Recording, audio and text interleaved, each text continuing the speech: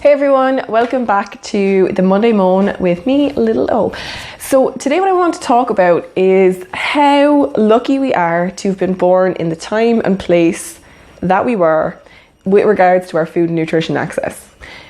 So where this whole thought and rant is coming from is obviously Twitter, because Twitter is just a shitstorm, let's be honest.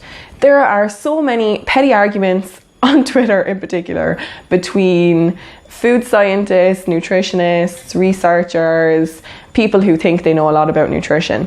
And what they're arguing about is just like crappy, tiny, insignificant things in relation to your food intake. Like how many exact grams of protein is optimal for a human that weighs 70 kg, or whether almond milk is paleo or not because it's made from nuts. Like, why?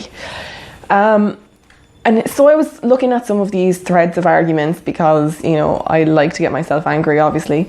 And I just was struck by a thought that if our grandparents could hear these like stupid, petty arguments online, they would just be baffled, because we are so privileged. We have forgotten how lucky we are to have the amount of food that we have available to us at the prices it's available to us for most part, and the range of foods that we have available to us all the time. You know, I mean, even 50 years ago, there wasn't that big of a freezer section. You couldn't import certain foods from around the world. I mean, the food that we eat comes literally from around the globe all the time, and we can get it all year round, and it's safe all year round. You know, we forget that also. Food safety massively come on in the last 50 years. Even farming, although obviously there's issues with kind of the eco-friendliness of certain farming methods, but the fact that we can produce an overabundance of food for the population that we have now. I mean, we never have lived through rationing during the war or serious famine, certainly in our part of the world. And here we are, just worried about, you know, the absolute nuances, like whether kale is better deep fried or steamed and all this kind of shit. So here it is. Get your priorities straight.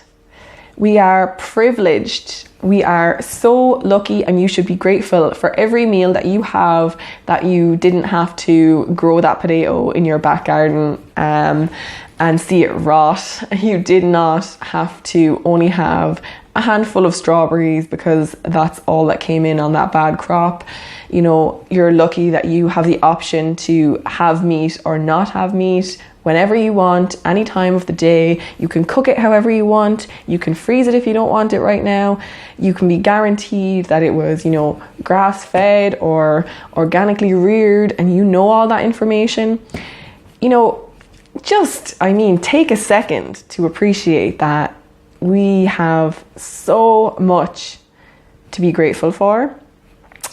And, you know, whether you think paleo is just the epitome of health for future generations, it doesn't really matter, because you have that option.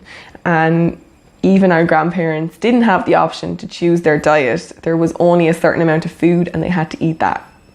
So be grateful that you can have petty arguments on Twitter over food and nutrition, because they didn't exist even 10 years ago, really. So a bit of a moan and a bit of a just please be grateful for what you have, Twitter. Why? Anyway, I'll talk to you guys soon. Lots of love.